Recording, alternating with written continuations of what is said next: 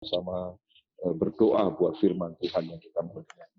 Bapak, kami mengucap syukur buat siang hari ini, sekalipun masih dalam keadaan yang terbatas melalui virtual ini atau secara online, kami beribadah. Tapi kami tetap meyakini, kami percaya bahwa Tuhan kami adalah Tuhan yang tidak terbatas. Kuasamu, kasih-Mu, jamahan-Mu, berkat-Mu tidak dapat dibatasi oleh situasi keadaan apapun juga Tuhan. Itu sebabnya kami meyakini siang hari ini, meskipun kami mungkin ada di tempat-tempat yang berbeda dan berjauhan, tetapi kami percaya di forum ini ada Tuhan yang sedang bekerja buat kami. Waktu kami buka hati kami buat Tuhan, Engkau sanggup melawat kehidupan kami. Saatnya kami akan mendengarkan firman-Mu. Firman-Mu itu dasar dan fondasi kehidupan kami. Firman-Mu itu Tuhan adalah sumber kekuatan dan kehidupan bagi kehidupan kami. Tanpa firman-Mu kami gampang hancur. Tanpa firman-Mu kami gampang kesasar dan membuat pilihan yang salah dan tidak baik. Sebabnya mari beberapa menit ke depan ini Tuhan, tolong kami. Biarlah Tuhan Kau mengurapi semua kami dengan Roh Kudus-Mu. Supaya lewat pengurapan Roh Kudus kami dibuat mengerti, kami dibuat memahami kebenaran firman-Mu. Kami bukan sekedar tahu, tetapi kami bisa mengerti dan melakukannya dalam kehidupan kami. Hamba-Mu terbatas kalau Tuhan tidak mengurapi hamba. Sebabnya urapilah hamba-Mu juga Tuhan. Supaya ketika apapun yang hamba-Mu sampaikan, itu sungguh-sungguh berasal dari Tuhan. Langit dan bumi akan lenyap, tetapi firman-Mu tetap tinggal kekal selama-lamanya. Kami terbatas, firman-Mu tidak terbatas. Dalam nama Tuhan Yesus kami berdoa dan mengucap syukur. Kami terima firman-Mu. Amin. Puji Tuhan, sekali lagi terima kasih. Sungguh sebuah kehormatan untuk saya bisa hadir dalam ibadah virtual ini. Terima kasih buat para pengurus dan pimpinan PD Persekutuan Doa Mulia Industri yang telah mempercayakan pelayanan ini kepada saya. Saya percaya bahwa hari ini kita semua akan diberkati Tuhan. Mari sama-sama kita akan melihat kebenaran firman Tuhan. Dan apa yang saya bagikan dalam kesempatan siang hari ini tentu masih berkaitan dengan situasi dan keadaan yang kita sedang hadapi. Kita tentunya sama-sama paham bahwa keadaan dan situasi hari-hari ini tidak bertambah lebih baik. Dan sebenarnya kita tidak perlu merasa aneh karena kalau kita pelajari firman Tuhan sudah beritahu itu lebih dulu kepada kita bahwa hari-hari terakhir akan datang masa yang sukar. Jadi kemajuan teknologi, kemajuan pengetahuan, ya bertambah-tambahnya ya kecanggihan dalam segala sesuatu, tapi tidak menolong bahwa kehidupan ini akan tambah sulit. Itu yang firman Tuhan katakan. Saya mengatakan ini untuk bukan supaya kemudian kita pesimis menghadapi kehidupan, tidak sama sekali. Saya menyatakan ini kepada saudara supaya saudara mengerti bahwa ada satu situasi dan keadaan yang tidak lebih mudah ke depan ini. Ada situasi dan keadaan yang tidak gampang untuk kita hadapi sebagai orang percaya tentunya ya, sebagai umat Tuhan. Tetapi saya mau meyakini saudara bahwa apapun yang terjadi, karena hidup kita ini tidak dipengaruhi seharusnya dengan situasi dan keadaan kita. Dan Tuhan memanggil kita, menetapkan kita untuk jadi pemenang dalam kehidupan. Tuhan tidak pernah punya rancangan untuk kita menjadi orang-orang yang kalah, terhempas, tergilas, kandas dalam semua tantangan-tantangan yang kita hadapi dalam semua situasi keadaan kita. Rancangan Tuhan buat kita tetap adalah rancangan kemenangan. Dia menyediakan kepada kita hari depan yang penuh dengan harapan. Saya yakin. Itu sebabnya bagaimana kita bisa mengalami kemenangan-kemenangan di tengah-tengah masa yang berbahaya, masa-masa yang sulit ini.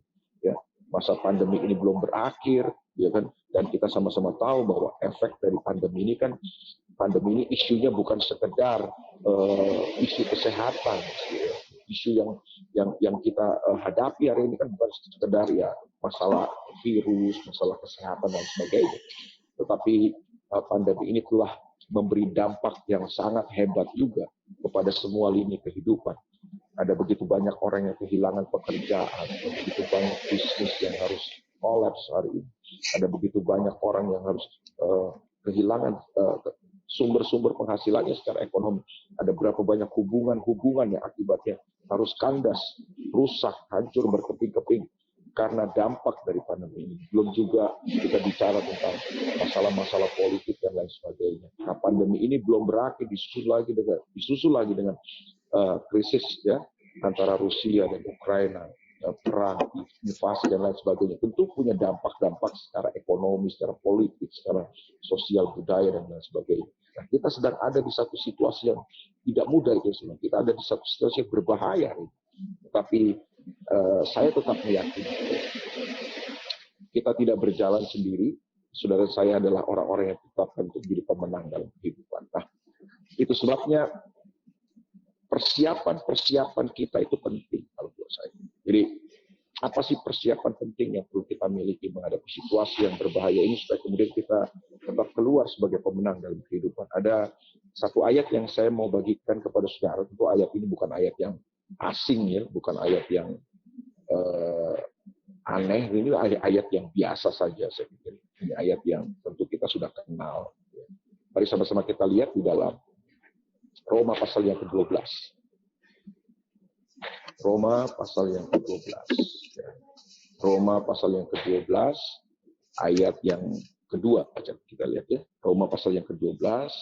Roma pasal yang ke-12 ayat yang kedua. Ayat yang pertama tentu saudara sudah tahu itu ya, karena itu saudara-saudaraku demi kemurahan Allah aku menasihatkan kamu supaya kamu mempersembahkan tubuhmu sebagai persembahan yang hidup, yang kudus dan yang berkenan kepada Allah. Itu adalah ibadahmu yang sejati. Di ayat yang pertama penulis surat Roma atau Rasul Paulus membicarakan tentang ibadah yang sejati. Nah, ayat yang kedua, coba ini ayat yang kita akan perhatikan bersama-sama dalam kesempatan ini. Janganlah kamu menjadi serupa dengan dunia ini. Saya ulang sekali lagi. Ayatnya bilang gini, janganlah kamu menjadi serupa dengan dunia ini.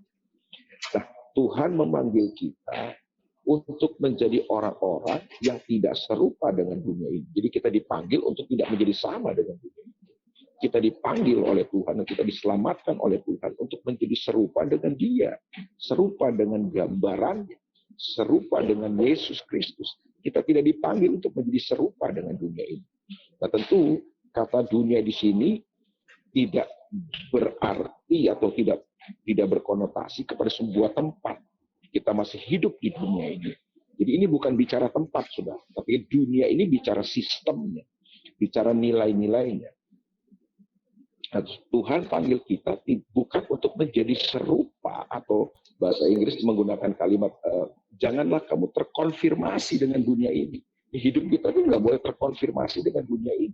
Kalau dunia penuh dengan ketakutan, dunia dicekam dengan ketakutan, kita sebagai orang-orang percaya harusnya berbeda. Kita nggak boleh serupa. Kalau dunia ini yang ditebarkan adalah ketakutan, kekhawatiran, kecemasan, hal-hal yang tidak pasti, tidak menentu, yang membuat orang semakin frustasi dan kehilangan pengharapan. Nah, kita jangan serupa dengan dunia ini. Itu yang Alkitab bilang. Jadi jangan kamu terkonfirmasi dengan dunia. Kita bekerja masih di dunia, kita masih melayani di dunia, kita masih hidup di dunia. Tapi sistem hidup kita berbeda. Jadi Tuhan panggil kita itu untuk pindah sistem sebenarnya. Jadi waktu kita menjadi orang percaya, kita menjadi anak Tuhan, kita hidup tidak lagi dengan sistem dunia. Makanya hari ini kalau orang dunia karena hidupnya masih dalam sistem dunia penuh dengan ketakutan, dicekam, dikuasai dengan ketakutan, ya kita jangan dong. Kalau kita hidup terus dikuasai ketakutan, berarti kita masih ada di sistem dunia. Bahwa kita bisa diserang dengan ketakutan. Bahwa pandemik ini begitu menakutkan, iya. Siapa yang tidak takut, tapi jangan pernah biarkan ketakutan itu menguasai kita, mendrive kehidupan kita itu. Jangan kamu menjadi serupa dengan dunia ini. Kita bekerja, kita berbisnis dan bekerja di dunia, tapi sistem dan nilai-nilai kita berbeda harusnya. Kita harus bekerja dan berbisnis dengan sistem kerajaan Allah, bukan sistem dunia. Itu yang Alkitab katakan. Jangan kamu menjadi serupa dengan dunia ini. Jangan kamu terkonfirmasi dengan dunia ini. Nah, bagaimana supaya kita berbeda dengan dunia ini? Supaya kita nggak jadi serupa dengan dunia ini, katakan gini, tetapi berubahlah oleh pembaharuan budi. Perhatikan kalimat ini, saudara. Tetapi berubahlah oleh pembaharuan budimu. Bagaimana supaya kita tidak terkonfirmasi, kita tidak sama, kita tidak serupa dengan dunia ini. Katanya berubahlah oleh pembaharuan budimu. Nah, kata berubah di situ dipakai kata metamorfo dalam bahasa aslinya, teks asli ayat ini bahasa Yunani menggunakan kata metamorfo yang punya pengertian tentu kita sama-sama tahu ya, kata metamorfo. Dari kata metamorfo itu muncul satu kata yang kita kenal, metamorfosa.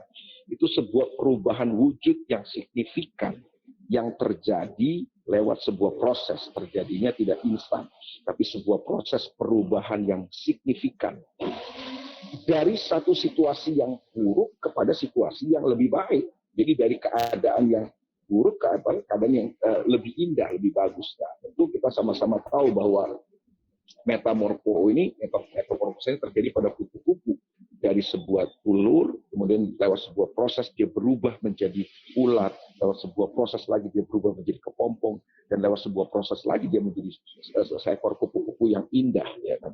Nah, perubahannya perubahan ke arah yang lebih baik. Perubahannya adalah perubahan ke arah yang lebih indah. Nah, Tuhan mau hidup kita seperti itu. Makin hari hidup kita makin indah. Makin hari kita mengalami metamorfosa. Makin hari makin bagus. Ke arah mana perubahan kita? Perubahan kita harus ke arah Kristus, ke arah Tuhan, ke arah perubahan yang jauh membuat kita lebih mulia, lebih indah di hadapan Tuhan. Jadi tidak semua perubahan harus kita terima. Bahwa saya setuju dengan perubahan, tapi tidak semua perubahan harus saudara terima. Kan? Bahwa kita harus menavigasikan perubahan-perubahan yang datang dalam kehidupan kita. Perubahan apa yang perlu terjadi dalam kehidupan kita? Perubahan metamorfosa. Perubahan ke arah yang lebih baik, perubahan ke arah Kristus, ke arah Tuhan.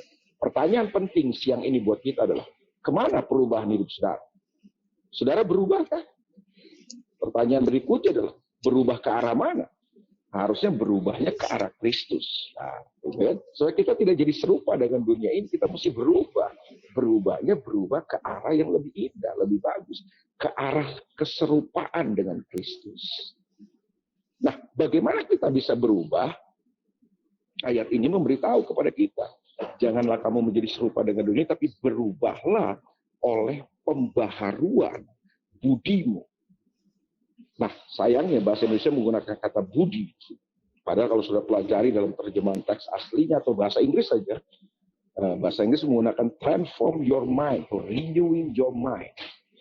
Teks aslinya juga sama, dia menggunakan kata metanoia, bukan budi. Budi di sini kan kalau bahasa kita artinya pengerti.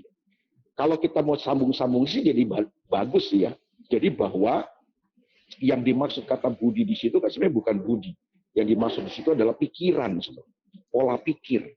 Jadi kita nih nggak bisa berubah kalau pola pikir kita nggak dibaharui gitu maksudnya. Jadi kita akan berubah ketika pola pikir kita mengalami pembaharuan. Jadi perubahan itu harus dimulai dari perubahan pola pikir, pembaharuan pola pikir. Jadi pola pikir yang berubah akan membuat budi kita berubah, pekerti kita berubah, perilaku kita berubah, kebiasaan-kebiasaan kita berubah, karakter kita berubah.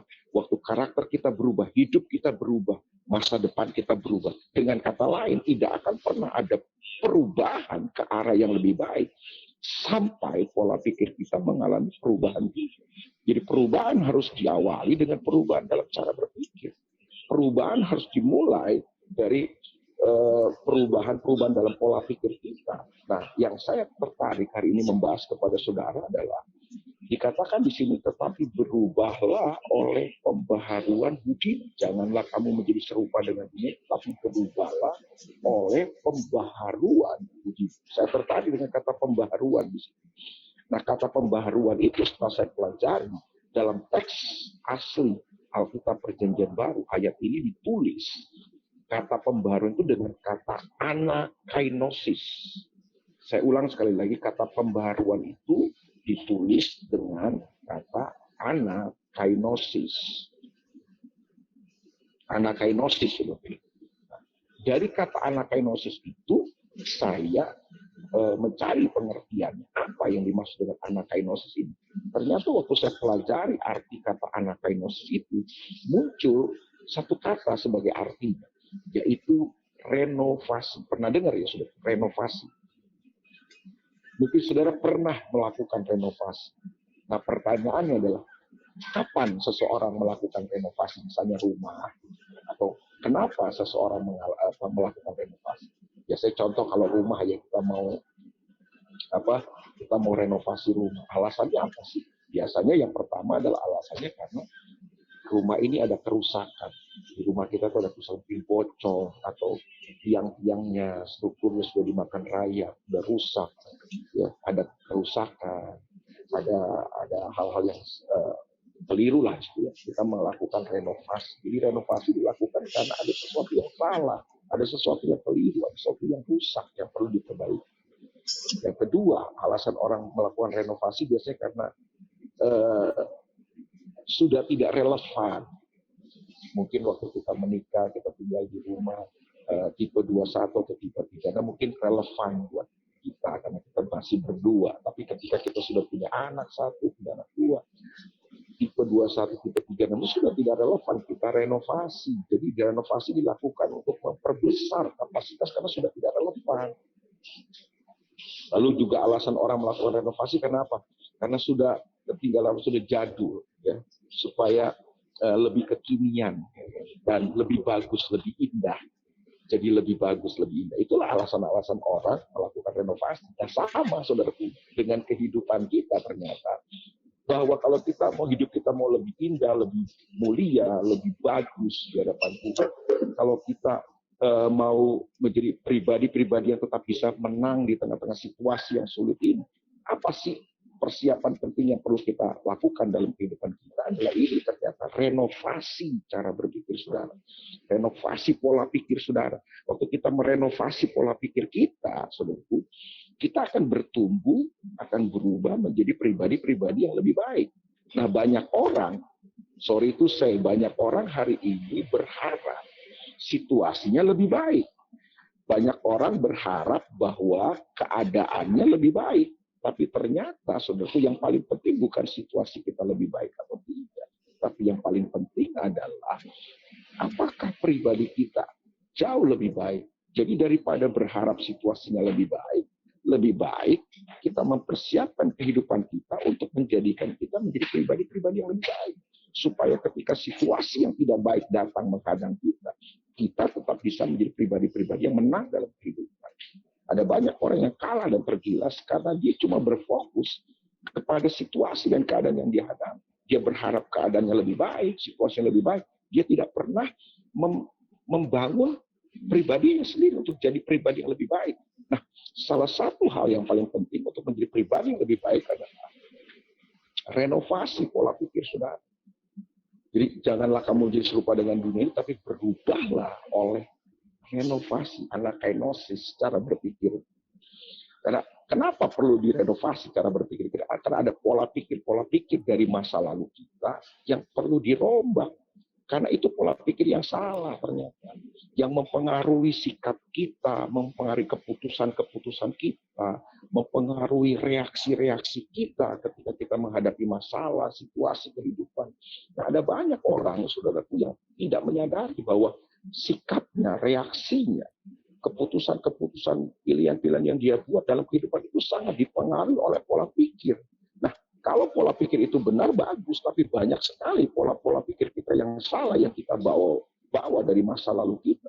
Berapa banyak saudara yang setuju dengan saya bahwa pola-pola pikir dari masa lalu kita itu akan menentukan apa yang kita buat pada hari ini. Nah, itu perlu dirombak. Kalau yang nggak benar, dirombak. Contoh sederhana.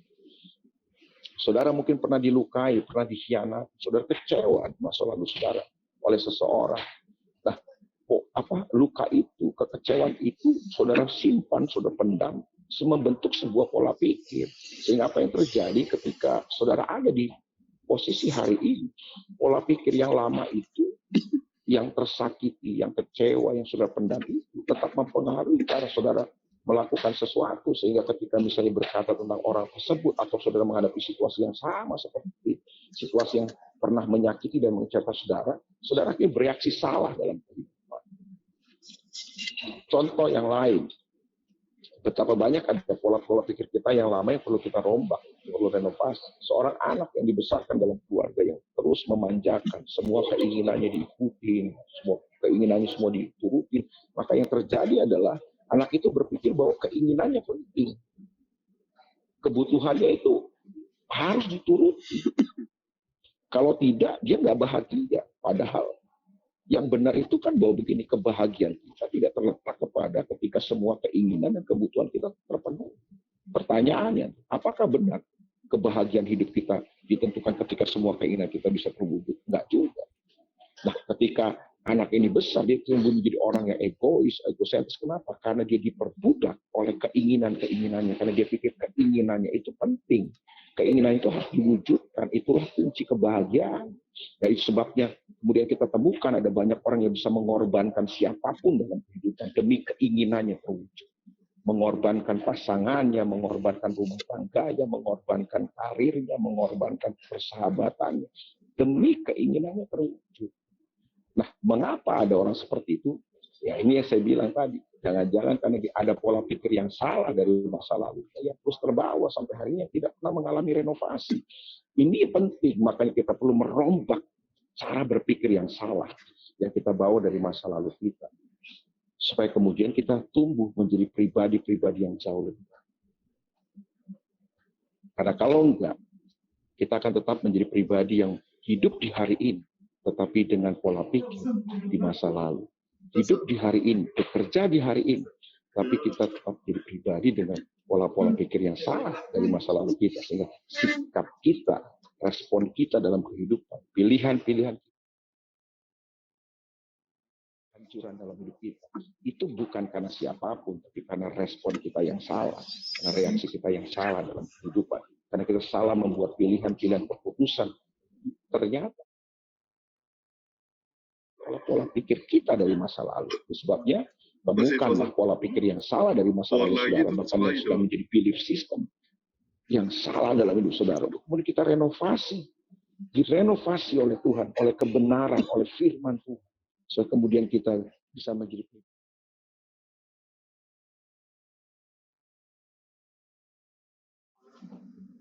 kenapa kita perlu mengalami renovasi dalam cara berpikir kita. Perhatikan saya, janganlah kamu menjadi serupa dengan dunia ini, tapi berubahlah oleh pembaharuan budimu, sehingga kamu dapat membedakan manakah kehendak Allah, apa yang baik, yang berkenan kepada Allah, dan yang sempurna. Jadi, dalam cara berpikir kita ini akan menolong kita untuk menjadi pribadi kemampuan untuk membedakan. Saya ulang sekali lagi, renovasi dalam cara berpikir akan menolong kita menjadi pribadi-pribadi yang punya kemampuan untuk membedakan. Menurut saya, kalau ada sesuatu yang paling penting yang perlu saudara miliki di masa-masa yang berbahaya ini adalah kemampuan untuk membedakan. Nah, ini kemampuan untuk membedakan ini tidak datang dari bangku kuliah. Kemampuan untuk membedakan ini tidak datang ketika kita sekolah. Tapi kemampuan untuk membedakan ini hanya datang ketika saudara dan saya mengalami renovasi dalam cara berpikir. Dengan kata lain, kalau pola pikir kita tidak pernah mengalami renovasi, maka yang terjadi kita akan jadi orang yang pinter. Mungkin gelarnya banyak, posisi kita, jabatan kita mungkin bagus di perusahaan. Tapi kita tidak punya kemampuan untuk membedakan. Manakah kehendak Allah, apa yang baik, yang berkenan kepada Allah dan yang sempurna. Jadi ternyata untuk mengerti kehendak Tuhan itu perlu kemampuan, saudaraku, untuk membedakan. Ini kehendak Tuhan atau bukan? Karena kita percaya bahwa hanya kehendak Tuhan lah yang akan membawa kita ke tempat-tempat yang terbaik. Kehendak Tuhan tidak selalu membawa kita ke tempat yang menyenangkan, tapi kehendak kita pasti membawa kita ke tempat yang terbaik. Nah, ada banyak orang kan tidak punya kemampuan untuk membedakan manakah kehendak Allah. Dia cuma didrive oleh kehendak dirinya sendiri yang cuma dituntun, dipandu oleh kesenangan. Dan banyak orang gitu kan, tidak mengerti kehendak Tuhan, akhirnya hidupnya dipandu oleh keinginan dirinya sendiri yang hanya menuntun dia kepada tempat-tempat yang menyenangkan, bukan tempat-tempat yang benar, tempat-tempat yang terbaik dalam kehidupan kita. Hari ini ada berapa banyak kehidupan yang hancur rumah tangga yang berantakan karena kita tidak punya kemampuan untuk membedakan. Nah, kemampuan untuk membedakan ini ternyata datang ketika kita mengalami renovasi dalam cara berpikir. Ada orang-orang yang mau instan dalam kehidupan, mau punya uang instan, mau jadi kaya instan, punya jabatan instan. Artinya apa yang terjadi? Kita nggak punya kemampuan membedakan, apalagi kita hidup di tengah-tengah zaman yang penuh dengan kepalsuan. Semua yang jahat, semua yang tidak benar hari ini datang dengan wajah yang baik, dengan wajah yang manis. Nah, kalau kita nggak punya kemampuan membedakan, hancurlah hidup kita. Itulah yang terjadi hari-hari ini kita baca dalam pemberitaan media massa. Ada orang yang tertipu puluhan juta, ratusan juta karena investasi-investasi yang ternyata itu cuma tipu-tipu, berkedok, aplikasi trading, bisnis dan lain sebagainya. Banyak orang hancur, rumah tangga berantakan, hidup melarat lagi. Kenapa? Ya karena itu, sudah. Karena kita tidak punya kemampuan untuk membedakan manakah kehendak Allah, apa yang baik, yang berkenan kepada Allah dan yang sempurna. Tuhan tidak memanggil kita hanya untuk mengerjakan yang baik. Tuhan memanggil kita untuk mengerjakan yang berkenan dan yang sempurna. Tidak semua yang baik itu berkenan kepada Tuhan. Mungkin saudara bilang gini, uang saya Pak, saya juga bekerja, saya mau investasi. Oh iya, baik nggak baik, saudara ingin investasi baik, tapi pertanyaannya berkenan nggak kepada Tuhan? Ya, kalau cuma sekedar baik, saudara ukuran baik di luar sana banyak yang baik. Ya ada Haji Usman baik, ya kan, Haji Mansur itu baik, saudara. Bahkan saudara-saudara kita dari Buddha Suci baik mereka semua. Tapi kita kan dipanggil bukan hanya sekedar mengerjakan yang baik. Kehendak Tuhan tidak hanya membawa kita untuk jadi orang-orang yang mengerjakan yang baik, tapi mengerjakan yang berkenan. Contoh, bekerja itu baik, tapi berkenan nggak kepada Tuhan? Kan belum tentu. Ada banyak orang yang bekerja dengan motivasi yang salah. Ada banyak orang yang bekerja cuma untuk cari uang. Padahal Alkitab firman Tuhan adalah berkata, bekerja bukan sekedar untuk mencari uang. Karena kalau kita bekerja untuk sekedar mencari uang, selalu ukuran kita adalah uang. Padahal Alkitab mengajarkan kepada kita bekerja untuk mengembangkan dan memaksimalkan semua potensi yang Tuhan telah taruh dalam kehidupan kita. Nah, uang akan mengikuti ketika saudara memaksimalkan potensi saudara. Mengembangkan semua karunia, talenta, potensi yang Tuhan taruh dalam hidup saudara. Saudara kembangkan dengan maksimal. Saudara maksimalkan dalam pekerjaan saudara. Uang akan mengikuti. Ya banyak orang kan bekerja cuma kejar uang. Sebabnya hidup kita akhirnya cuma berputar di situ. Kita nggak berusaha untuk melakukan yang terbaik, bertanggung jawab dalam kehidupan kita, dan lain sebagainya. Saudara, ada hal-hal yang kelihatan baik, tapi belum tentu berkenan kepada Tuhan. Nah, renovasi dalam cara berpikir ini akan menolong kita untuk menjadi pribadi-pribadi yang bukan hanya sekedar mengerjakan yang baik, tapi mengerjakan yang berkenan dan yang sempurna. Sama seperti saya misalnya, saya berkhotbah. Berkhotbah itu baik ya baik, tapi apakah berkenan kepada Tuhan? Ya jawabannya belum tentu. Apakah saya melakukan semuanya ini dengan motivasi yang benar, dengan spirit yang benar, dengan cara yang benar? Ada orang melakukan sesuatu yang baik, tapi dengan cara yang salah, dengan motivasi yang salah. Itu sebabnya kita kecewa, kita kandas, dan lain sebagainya. Jadi renovasi pikiran ini penting. Kenapa kita perlu mengalami renovasi? Saya ulang sekali lagi, yang pertama adalah karena ada banyak pola pikir yang kita bawa dari masa lalu kita yang salah, yang keliru, yang perlu dirombak oleh kebenaran firman Tuhan. Yang kedua, kenapa kita perlu mengalami renovasi dalam cara berpikir? Supaya kita jadi orang-orang yang punya kemampuan untuk membedakan manakah kehendak Allah, apa yang baik, yang berkenan kepada Allah dan yang sempurna. Ingat, kita ada di era medsos, era di mana orang lebih mengutamakan bungkus kemasan daripada isinya. Dan disitulah muncul banyak kepalsuan, kebohongan, tipu daya, dan lain sebagainya. Nah, itu kita harus punya kemampuan untuk bisa membedakan. Tidak semua yang baik berkenan kepada Tuhan. Saya ingin tutup dengan ini, saudara. Dengan apa kita merenovasi pola pikir kita? Tidak ada cara yang lain. Kita harus merenovasi pola pikir kita itu dengan firman Tuhan. Kebenaran firman Tuhan. Hari ini makanya ambil banyak waktu untuk merenungkan firman. Alkitab berkata dalam kitab Mazmur pasal yang pertama, orang yang kesukaannya itu ya Taurat Tuhan, yang merenungkan Taurat itu firman itu siang dan malam. Dia seperti pohon yang ditanam di tepi aliran air, yang menghasilkan buah pada musim, yang tidak pernah layu daun. Apa saja yang diperbuat berhasil. Tuhan pernah mengingatkan seorang pemimpin muda yang bernama Yosua, yang baru saja memegang tongkat estafet kepemimpinan dari pemimpin yang luar biasa namanya Musa. Di awal kepemimpinan Tuhan kasih tahu sama Yosua, jangan lupa, renungkanlah firman Tuhan itu siang, perkatakanlah, supaya engkau bertindak hati-hati sesuai dengan firman Tuhan. Maka kalau kau lakukan, kau merenungkan firman, kau memperkatakan firman, kau bertindak sesuai dengan firman, maka kau akan dibuat berhasil dan beruntung. Jadi saudara, hari ini mari banyak isi pola pikir saudara dengan kebenaran. Kita punya waktu banyak sekali hari-hari ini. Tidak ada alasan untuk kita mengisi pola pikir kita dengan kebenaran firman Tuhan. Merenungkan firman Tuhan itu bukan berarti saudara harus baca Alkitab terus, tidak. Renungkanlah itu atau masih gini. Saudara mengisi pola pikir saudara. Saudara membiarkan firman Tuhan mendominasi pola pikir saudara. Ketika saudara mau bersikap, bertindak, membuat pilihan, keputusan, saudara bertanya, ini firman Tuhan berkata seperti ini. Apa yang firman Tuhan katakan? Itu yang dimaksud dengan merenung firman Tuhan. Jadi waktu saudara bekerja sebagai apapun yang saudara mau kerjakan, saudara kerjakan sesuai dengan apa yang firman Tuhan. Itulah yang akan menolong kita untuk bisa tetap menjadi pemenang di tengah-tengah masa yang berbahaya.